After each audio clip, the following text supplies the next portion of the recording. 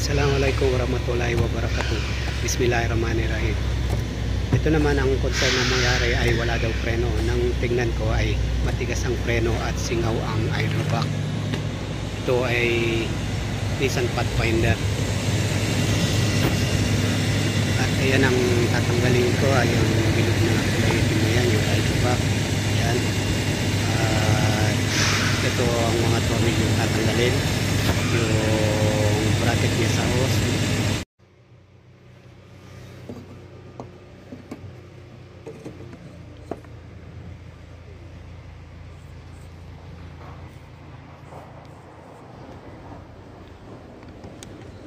Tatanggalin ko na yung clamp niya sa hose. At isusunod ko yung 10mm na tornilyo sa bracket. Ayan na. Madali lang ang pagtanggal ng hydrovac. Ilan lang ang tornilyo niyan, 6. Dalawang nut sa brake master na 12mm din, at 4 na nut sa likod na 12mm din.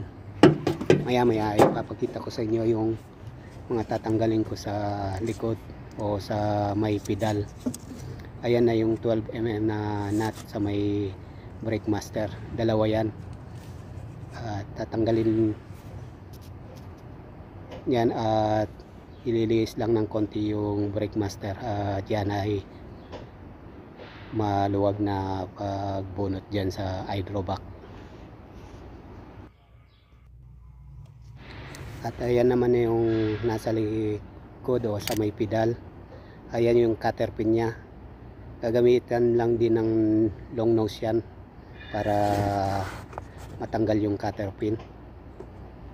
At yan yung mga nut na 12mm din, 4 na piraso yan. At ayan mga kaiman, natanggal ko na yung cutter pin. Ayan. Tapos yung pinaka pin nya na holder sa push rod. At ayan ang mga 4 na nut na 12mm. Yan ang ginamit nating tools. Long nose, 12mm na deep socket. Ayan, 12mm po yan. Tapos universal joint at extension, saka rod set.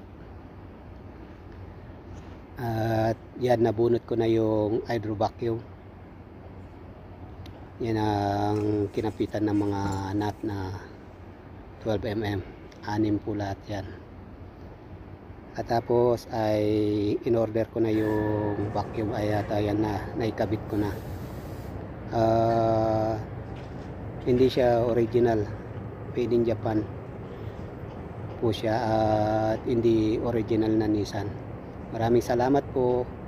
Hanggang sa muli. Masalam.